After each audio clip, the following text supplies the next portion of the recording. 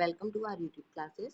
बच्चों, ये आप लोगों का 2021 प्राइमरी लेवल का यानी कि क्लास 1 to 5 का क्वेश्चन पेपर है जो आपसे 28 नवंबर 2021 को पूछा गया था। ठीक है, तो आज हम लोग इसके हिंदी क्वेश्चंस को देखेंगे, क्योंकि जैसा आप लोगों ने थंबनेल में भी देखा होगा कि हम लोग हिंदी की क्लासेस अभी कंटिन्यू कर रखे हैं। तो हम पहले हिंदी का ही डिस्कस करेंगे, क्योंकि हिंदी में ही बहुत सारे हिंदी और इंग्लिश ऐसे सब्जेक्ट्स रहते हैं जिसमें बहुत सारे बच्चों को दिक्कत होती है। सीडीपी में तो बच्चे 30 आउट ऑफ 30 आराम से स्कोर कर लेते हैं। बौना का तत्सम क्या है? आपको बौना का तत्सम बताना है। बौना अपने आप में एक हिंदी शब्द है जो हम लोग आज की आम भाषा में यूज़ करते हैं, यानी ये तत्सम शब्द इसका संस्कृत शब्द है जो कभी पहले यूज़ हुआ होगा। तो इसका जो वामन जो है आपका ऑप्शन नंबर सी वो बिल्कुल सही है। ठीक है, तत्सम वे शब्द होते हैं जो संस्कृत भाषा से हिंदी भाषा में जो के तो प्रयुक्त होते हैं, और तद्भव वे शब्द होते हैं जो संस्कृत भाषा से परिवर्तन के साथ हिंदी में आते हैं। और इसकी मैंने आप लोगों को बहुत अच्छी एक अपनी इसकी तत्सम तद्भव की क्लास में डिफिनेशन बताई थी कि जैसे तत्सम के लास्ट में सम आता है, वैसे ही संस्कृत की स्टार्टिंग में संस आता है। ठीक है, तो इन दोनों शब्दों का मेल ये आपको डिफिनेशन याद करने में बहुत ही ज़्यादा मददगार साबित होता है। ठीक है, कुछ प्रमुख या इम्पोर्टेंट तत्सम और तद्भव देख लीजिए जो आपको आने वाली परीक्षा में हो सकता है पूछ लिए जाए, जैसे कि अग्नियाग, अग्ध आज, अर्ध आधा, अक्षियाक, आमलक आंवला, स्तंभ खंबा, क्षेत्र खेत, खरजू खुजली। चलिए, धूमकेतु का पर्यायवाची क्या है? बच्चों, धूमकेतु का पर्यायवाची अग्नि है। वैसे इसका नक्षत्र या तारा भी होता है, लेकिन नक्षत्र या तारा यहाँ पे आपको ऑप्शन में नहीं दे रखा है, तो आप अग्नि की तरफ जाएंगे। ठीक है, और इसके अलावा आपको अग्नि, असुर, अश्व और आकाश के दे रखे हैं, जिसमें आपको अश्व के जो है वो याद कर लीजिए, क्योंकि क्या है ना कि है घोड़ा, तुरंग, घोटक तो याद रहता है, लेकिन वाजी और संदेह ये दे करके कभी ना कभी हमको हमारे बोर्ड वाले कंफ्यूज कर देते हैं, और हम अक्सर ही इन चीज़ों में उलझ करके अपना एक नंबर गवा देते हैं। तो आपको याद रखना है अश्व किसका पर्याय वाजी, और संदेह किसका है? वो भी अश्व का है। ठीक है, चलिए इसी के साथ आगे बढ़ेंगे। अब आपको गद्यांश है जिसको पढ़ करके उत्तर देना है। आज मनुष्य विज्ञानों के हाथ में अद्भुत और अतुल्य शक्ति दे रहा है। इसका उपयोग एक व्यक्ति और समूह के उत्कर्ष और दूसरे व्यक्ति और समूह के गिराने में ही होता है। इसीलिए हमें उस भावना को जागृत रखना है, और उसे जागृत रखने के लिए कुछ ऐसे साधनों को भी हाथ में रखना होगा जो उस अहिंसात्मक त्याग भावना को प्रोत्साहित करे और भोग भावना को दबाए रखे। नैतिक अंकुश के बिना शक्ति मानव के लिए हितकारी नहीं होती। बिल्कुल सही बात कही गई है कि जब तक अंकुश ना हो तब तक शक्ति जो है वो मानव के लिए हितकारी नहीं होती है। अंकुश का मतलब होता है रोक टोक। ठीक है, आपको गद्यांश सॉल्व करने के दो ही तरीके होते हैं, या तो आप पहले पूरा का पूरा गद्यांश पढ़ के फिर प्रश्न पढ़ें, या फिर आप जो प्रश्न आपके जैसे सीधे व्याकरण भाषा के होते हैं उनको सॉल्व करने के बाद आपके जो 3-4 क्वेश्चन गद्यांश के बच जाते हैं फिर आप उनको सॉल्व करें। उपयुक्त पंक्ति में कौन मनुष्य के हाथों में अद्भुत और अतुल्य शक्ति दे रहा है? तो ये हमारी पहली लाइन में ही लिखा हुआ है बच्चों की विज्ञान दे रहा है। ठीक है, यानी कि आपका ऑप्शन नंबर ए जो है वो बिल्कुल सही है।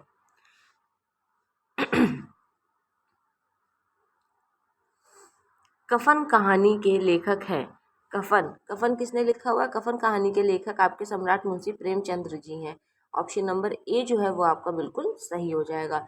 रचना रचनाकार की एक आपके लिए मैं बहुत ही अच्छी, बहुत ही बेहतरीन क्लास लेकर के आएंगे बच्चों, क्योंकि इससे आपके अक्सर मैंने देखा है कि 3 से 4 प्रश्न इसमें पूछ ले जाते हैं। जैसे इनकी प्रसिद्ध कहानियों में पंच परमेश्वर है, ईदगाह है, बड़े घर की बेटी है, पूस की रात है, गुल्ली डंडा है, कफन है। ठीक है, और इनके प्रसिद्ध उपन्यास क्या है? सेवा, सदन, गबन, गोदान और कर्णभूमि, रणभूमि। आप इन सब चीज़ों को नोट कर लीजिए अपने नोटबुक में, तो फिर क्या रहेगा कि आपको याद करने में आसानी हो जाएगी। ठीक है, ये सारी चीज़ों को आप नोट कर लीजिए।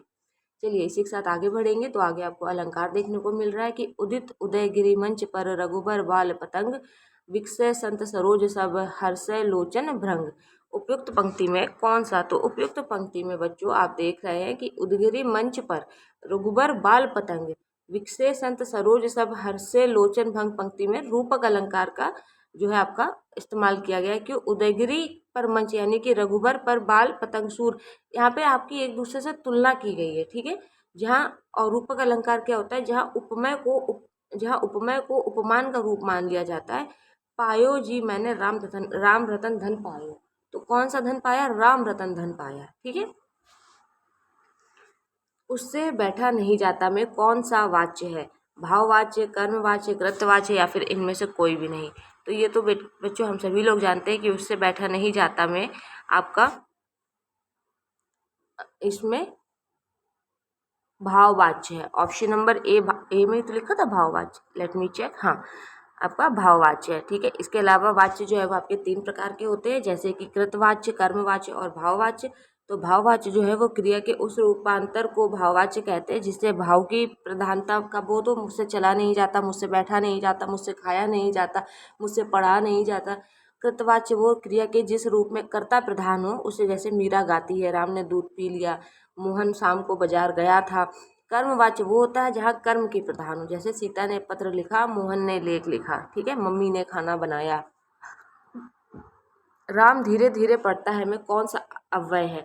मुझे देखो धीरे धीरे आ रहा है, यानी कि कैसे पढ़ता है वो उसकी विशेषता बता रहा है कि राम कैसे पढ़ रहा है। राम धीरे धीरे पढ़ रहा है। यहाँ पे संबंध नहीं है, समुच्चय नहीं है, कुछ नहीं। यहाँ पे आपकी क्रिया विशेषण है। और ये जो धीरे धीरे है ना, ये आपकी क्या है? जैसे राम धीरे धीरे पढ़ता है, तो कैसे पढ़ता है? धीरे। और धीरे की भी जो विशेषता बता रहा है वो एक और उसके आगे धीरे, यानी कि क्रिया विशेषण अव्यय। ऑप्शन नंबर बी जो है वो आपका बिल्कुल सही हो जाएगा। इसी के साथ आप देखो कि अव्यय जो होते हैं वो 4 प्रकार के होते हैं: क्रिया विशेषण, समुच्चय बोधक, संबंध बोधक और विस्मयादि बोधक। ठीक है। हिमालय से गंगा निकलती है। कारक, कारक तो हम लोगों ने बहुत ही अच्छे से किए हैं बच्चों। अगर अभी तक आप लोगों ने हमारी कारक की क्लास नहीं देखी है तो जरूर देखिएगा। हिमालय से गंगा निकलती भी हम लोगों ने कराया है कारक। इसमें आपका अपादान कारक है, क्योंकि हिमालय से गंगा निकलती है यानी कि हिमालय से गंगा अलग हो रही है। और जहाँ भी अलग होने का भाव आ जाता है, जहाँ भी अलग होने के विभक्ति चिन्ह आ जाते हैं, वहाँ पे हम लोग अपादान कारक ही रखते हैं। ठीक है। अब गंगा जो है वो हिमालय से निकल चुकी है, यानी कि गंगा जो है वो हिमालय से अलग हो चुकी है। वह खेल रहा है में किस प्रकार की संज्ञा है? तो ये अकर्मक क्रिया है। ठीक है। अकर्मक, सकर्मक और संयुक्त, यह 3 प्रकार की। वैसे तो क्रिया 2 ही प्रकार की होती है, अकर्मक और सकर्मक, लेकिन कभी कभी हम संस्कृत में 3 प्रकार की भी मान लेते हैं। ठीक है। तो अकर्मक क्रिया वो होती है जहाँ पे कर्म का प्रयोग ना हो, और सकर्मक क्रिया वो होती है जहाँ पे कर्म का प्रयोग होता है। ठीक है। आगे बढ़ेंगे। चमचमात चंचल नयन, आपको इसमें अलंकार बताना है। और चमचमात चंचल नयन बिच घूंघट पर छीन, मानव सुरसरिता विमल जल उछरत जुग मीन। तो इस पंक्ति में आपका उत्प्रेक्ष अलंकार है। ठीक है। यहाँ पर आप देख सकते हैं इसमें मनु, मानो, मनहु, जनु, जानो, जनहु आदि शब्दों का बोध होता है। वहाँ पर आपका उत्प्रेक्ष अलंकार होता है, और इससे इजी ट्रिक उत्प्रेक्ष अलंकार की दूसरी कोई नहीं हो सकती है। सूरज का 7वां घोड़ा बहुत बार पूछा गया है। धर्मवीर भारती, गुनाहों का देवता, ये सब किसकी रचनाएं हैं? धर्मवीर भारती। मैंने अभी अभी ऊपर आप लोगों को ही बताया था, बड़े घर की बेटी मुंशी प्रेमचंद्र जी। ये बहुत अपने आप में इम्पोर्टेंट है। ऐसी शायद ही कोई परीक्षा होती है जिसमें ये वाली जो कविताएं हैं आपकी ये ना पूछी जाती हैं। वा का उच्चारण स्थान क्या है? तो वा का उच्चारण स्थान आपका दंतोष्ट हो जाता है। ठीक है। आपको याद रखना है, और बहुत ईजी है ये याद रखना। जैसे कि पहली वाली आपकी लाइन हो जाती है क ख ग घ, दूसरी वाली हो जाती है आपकी चा, तीसरी वाली हो जाती है टा। ठीक है। फिर दंत आ जाता है आपका ता वर्ग है ला और सा। तो ये इन आपको जब छोटा बड़ा वर्णमाला से याद हो जाती है ना, तो ये चीज़ें तो याद करना अपने आप में बहुत ही ईजी हो जाता है। और आप एक बार इसको जरूर देख लिए, क्योंकि क्या है ना, अभी तो आपसे वाह का पूछा है तो दंतोष्ट कर दिया, ठीक है, हमें पता है। लेकिन जब आपसे ये वाला डा पूछता है तो बहुत सारे बच्चे कंफ्यूज हो जाते हैं, क्योंकि ये वाला डा हमको हिंदी में कहीं नहीं पढ़ाया जाता है। लेकिन इससे प्रश्न जरूर बन जाता है कि मतलब इसका जो उच्चारण स्थान है वो क्या है। तो इसका उच्चारण स्थान नासिका है। ठीक है। अग्नि का विशेषण क्या है? अग्नि का विशेषण अग्नेय है। और ये आपको शुद्ध वर्तनी में भी देखने को मिलता है कि अग्नेय कैसे लिखा जाता है। ठीक है। कुछ विशेष और कुछ विशेषण है, जैसे अग्नि का अग्नेय, इच्छा का ऐच्छिक, ऋषि का आर्ष, दशरथ का दशरथी, दासरथी, और नमक का नमकीन, वन का वन, और हृदय का हार्दिक। तेजाब में कौन सी संज्ञा है? तेजाब में द्रव्यवाचक संज्ञा है। संज्ञा हम लोगों ने कल ही किया है बच्चों, जिसमें हम लोगों ने टोटल अपने कितने आई थिंक 40 क्वेश्चन संज्ञा के किए, जिसमें अभी 20 क्वेश्चन की एक सीरीज आपके लिए और लेकर के आएंगे। एक्चुअली मैं सोच रही हूँ कि 20 की जगह 30-40 ही और ले आते हैं, तो क्या है ना कि आपका संज्ञा भी बहुत अच्छे से कंप्लीट हो जाएगा। ठीक है, प्रॉपर क्वेश्चन प्रैक्टिस है, बहुत अच्छे से क्वेश्चन प्रैक्टिस कराई गई है संज्ञा के 50 संज्ञा के उदाहरणों के साथ में। अगर आपने अभी तक उस क्लास को भी नहीं देखा है तो प्लीज़ आप लोगों से रिक्वेस्ट रहेगी कि आप लोग एक बार उस क्लास को भी देखें। इसके अलावा संज्ञा 5 भेद होते हैं, और यूपी टेट में ये सब चीज़ें बहुत ही ईजिली पूछी जाती है कि संज्ञा के कितने भेद होते हैं। तो व्यक्तिवाचक, जातिवाचक, भाववाचक, गुणवाचक और द्रव्यवाचक। मान लीजिए आपसे पूछ दिया जाता कि सोना कौन सी संज्ञा है, तो आप क्या कहेंगे? सोना है, चांदी है, लोहा है, कोयला है, या फिर लकड़ी का ढेर है, लकड़ियाँ हैं। लकड़ी का ढेर नहीं, ठीक है, सिर्फ लकड़ी, ये कौन सी संज्ञा है? तो बच्चों ये सारी आपकी द्रव्यवाचक संज्ञा है। ठीक है, नाव जल में तैरती है, वाह, नाव जल में तैरती है, इसमें कौन सा कारक है? तो में आ रहा है, में पर है, तो ये अधिकरण कारक का बोध कराता है। नाव जल में तैरती है, बच्चा छत पर सो रहा है, किताब मेज पर रखी है। हम लोगों ने कारक को भी अच्छे से कंप्लीट किया है। अगर आप लोगों ने अभी तक हमारी कारक की भी क्लास ना देखी हो तो प्लीज़ आप लोग एक बार देखिए। ये जितने भी उदाहरण आपको 2021 के इस पेपर में देखने को मिल रहे हैं, हम लोगों ने इन उदाहरणों को भी वहाँ पे कवर अप किया है। महेंद्र का संधि विच्छेद क्या होगा? तो महेंद्र का संधि विच्छेद हो जाएगा महा प्लस इंद्र। देखो, जिन बच्चों को संधि विच्छेद बिल्कुल नहीं आता, मैं ऐसे मान के चल रही हूँ कि एक आप लोगों में से एक बच्चा ऐसा है जो मेरी इस वीडियो को देख कर ये सोच रहा है कि मुझे तो संधि विच्छेद बिल्कुल ही नहीं आता, मैं क्या करूँ? तो देखो, आपको कुछ नहीं करना है। आपको संधि विच्छेद में बस इस बात का ध्यान रखना है कि जो भी पहला और मतलब जो भी एक शब्द का संधि विच्छेद होगा उसमें दोनों ही शब्दों के अपने अपने अर्थ होने चाहिए। महा मतलब हो गया महान, और इंद्र तो हम लोग जानते ही हैं। मह मह मह कुछ होता है, इंद्र कुछ होता है, इंद्र कुछ होता है, महा ये विसर्ग और ईद ये क्या है? ये सब कुछ नहीं होता है। ठीक है, ऑप्शन नंबर बी जो है वो आपका बिल्कुल सही है। इसी के साथ आगे बढ़ेंगे। शेर को सवा शेर लुकोती, यानी कि एक से बढ़कर दूसरा। ठीक है, कहते हैं ना कि हर शेर के लिए एक सवा शेर होता है। और जैसे सांप का काटा पानी भी नहीं मांगता, यानी कि कुटिल व्यक्ति की चाल में फंसा व्यक्ति बच नहीं पाता। तेल देखो और तेल की धार देखो, यानी कि परिस्थितियों को देखा जाता है। पूछा कोई ना पूछा, यानी कि गरीब का आदर सत्कार कोई नहीं करता। और जैसे इसी में उदाहरणों में उसमें मुहावरों में भी यूज हो जाते हैं, जैसे कि आपके कंगाली में आटा गीला, ऊँट के मुंह में जीरा। ठीक है, जितनी चादर हो उतने ही पैर पसारो। तो इस तरीके की ये चीज़ें जो हम लोग आम बोलचाल भाषा में इस्तेमाल करते हैं, इनका जो अर्थ होता है यह आपसे प्रश्नों में पूछा जाता है। खाने की इच्छा के लिए एक शब्द बताएं। खाने की इच्छा विभुक्षा, ऑप्शन नंबर बी जो है वो आपका बिल्कुल सही है। इसी के साथ में लिप्सा क्या होता है? पाने की इच्छा। जिगीसा क्या होता है? जीतने की इच्छा। प्रमेय जो प्रमाण से सिद्ध हो सके। प्रत्यागत जो कहीं जाकर लौट आया हो। आगत आया हुआ। किंडरगार्टन शिक्षण पद्धति के जन्मदाता शिक्षक कौन है? किंडरगार्टन के जो है वो आपके फ्रॉवेल को माना जाता है। ऑप्शन नंबर डी जो है वो आपका बिल्कुल सही है।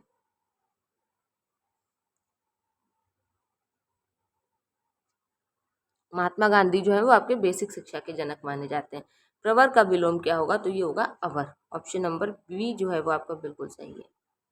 इसका पूरा एक्सप्लेनेशन है, अगर आप लोग इसको नोट भी करना चाहें तो आप लोग वीडियो को पॉज करके नोट कर सकते हैं। ठीक है, उपचारात्मक शिक्षण में किस अध्यापन प्रक्रिया का प्रयोग अधिक किया जाता है? उपचारात्मक यानी कि डायग्नोसिस, तो इसमें वाचन, ऑप्शन नंबर डी जो है वो आपका बिल्कुल सही है। सखी पियो को जो मैं ना देखूं, सखी पिया को जो मैं ना देखूं, तो कैसे काटूं अंधेरी रतिया। Option number B Amir Khusro, बिल्कुल सही बात है। अच्छा, आमिर खुसरो का एक निक नेम था, वो क्या था? आप लोग मुझे कमेंट बॉक्स में बताएंगे। इसके अलावा आमिर खुसरो की कुछ प्रमुख पंक्तियां हैं, जैसे कि गोरे सोए सेज पर मुख पर डाले केस, चल खुसरो घर अपने, रैन भई चहुदेश, अपने गुरु की मृत्यु पर, और बीसों का सर काट लिया, ना मारा ना खून पिया ना खून। जूठन कितनी मतलब जूठन आत्मकथा के लेखक, ये सारी वही हैं जो हम लोगों ने ना जाने कितने बार सुन रखी हैं। सबकी सब आप देख रहे हैं कि अभी तक की आपको कितनी 3 से 4 देखने को मिली हैं। और वो सारी की सारी इतनी ही कॉमन है जो आप लोग अक्सर अपनी किसी ना किसी परीक्षा की तैयारी करते वक्त पढ़ते ही हैं। Om Prakash Valmiki, option number C जो है वो आपका बिल्कुल सही है। सब्ज बाग दिखाने का मुहावरे क्या होता है? अच्छी बातें कहकर बहकाना। जब कर्ता एक क्रिया समाप्त करके दूसरी क्रिया में संलग्न होता है तो पहली क्रिया क्या कहलाती है। देखो अब यहाँ पे आपसे सीधी सीधी डिफिनेशन पूछी गई है कि नहीं पूछी गई है, राइट ना। यही मैं आप लोगों से कह रही हूँ कि यूपी टेट और सी टेट में बहुत अंतर होता है। जरूरी नहीं है कि सी टेट की तरह यूपी टेट में आपसे सिर्फ और सिर्फ पेडागोगी या सिर्फ और सिर्फ ऐसी ही चीज़ें पूछी जाए। यूपी टेट में आपसे डिफिनेशन, जो आपका मतलब मेन हिंदी व्याकरण का सब्जेक्ट होता है, ये सब चीज़ें आपसे पूछी जाती हैं। तो जब कर्ता एक क्रिया समाप्त करके दूसरी क्रिया में संलग्न होता है तो पहली क्रिया क्या कहलाती है, पूर्वकालिक क्रिया। अब जो मतलब पहली एक चीज हो गई ना, वो क्या हो गया, पूर्वकालिक क्रिया हो गई, ठीक है। फूले का सकल मही छाई, जनु वर्षा ऋतु प्रकट बढ़ाई, इन काव्य पंक्तियों में कौन सा अलंकार है। फूले का सकल मही छाई, जनु वर्षा ऋतु प्रकट बढ़ाई। आइए हम लोग अपने ऑप्शंस देख लेते हैं। और हमारे ऑप्शन है उत्प्रेक्ष उपमा रूपक दृष्टांत, तो इसमें आपका उत्प्रेक्ष अलंकार है। घर, पहाड़ और नदी किस संज्ञा के भेद के अंतर्गत आते हैं। घर, पहाड़ और नदी, देखो मैंने संज्ञा वाली क्लास में आपको बताया है कि घर का कुछ नाम, कुछ एड्रेस नहीं बताया है कि मोहन का घर है, कि सीता का घर है, कि राम का घर है, नहीं बताया ना। पहाड़ में कोई पहाड़ का नाम नहीं बताया, जैसे अरावली है, हिमालय है, कोई सा है, नहीं बताया। नदी में किसी भी नदी का नाम नहीं बताया, जैसे कि ना गंगा बताया, ना यमुना बताया, ना भागीरथ बताया, कुछ नहीं बताया। सिर्फ और सिर्फ उनकी जाति को लिखा है, जैसे कि घर लिखा है। पहाड़, अब पहाड़ के अंतर्गत तो सारे ही पहाड़ आ गए ना, नदी के अंतर्गत तो सारी नदी आ गई ना, घर के अंतर्गत तो सारे ही घर आ गए ना। तो ये हो जाता है आपका जातिवाचक, समझ गए। और यहीं पे अगर लिख देते अरावली पर्वत, तो ये आपका व्यक्तिवाचक के अंतर्गत आता है, ठीक है। इसका जो मुख्य ये अंतर है ना, अगर आप इसको समझ जाएंगे फिर कोई दिक्कत नहीं होगी आपको। उसने कुछ खाया नहीं, इसमें कुछ किस सर्वनाम का बोधक है। देखो कुछ जो है वो आपका अनिश्चयवाचक है, ठीक है। अब भाई कुछ में आप अंदाजा नहीं लगा सकते ना, उसने कुछ नहीं खाया, क्या पता उसने मतलब सिर्फ खाना ही ना खाया हो, उसने चाय बिस्कुट खाया हो, क्या पता उसने चाय बिस्किट भी ना खाया हो, उसने कुछ ना खाया हो, समझ गए ना। तो जैसे कि सर्वनाम हिंदी में कुल 11 होते हैं, मैं, तू, आप, यह, वह, जो, सो, कोई, कुछ, कौन, क्या। और इनके 6 भेद होते हैं, पुरुषवाचक, निजवाचक, अनिश्चयवाचक, संबंधवाचक, निश्चयवाचक, प्रश्नवाचक। और अनिश्चयवाचक वही होते हैं जिसमें हमें किसी भी चीज़ की निश्चितता का बोध नहीं होता है, जैसे कि उसने कुछ खाया, किसी को बुलाओ, कोई आया है, कोई में कौन आया है, कोई दरवाजे पर खड़ा है, समझ रहे हो ना। तो अब नहीं पता है ना, निश्चय नहीं है ना कि दरवाजे पे कौन खड़ा है, तो कोई, समझ गए। चलो, निगमन प्रणाली का प्रयोग किस प्रकार के शिक्षण में होता है। निगमन प्रणाली, निगमन प्रणाली आपका व्याकरण शिक्षण प्रणाली, ऑप्शन नंबर ए जो है वो आपका बिल्कुल सही है, ठीक है।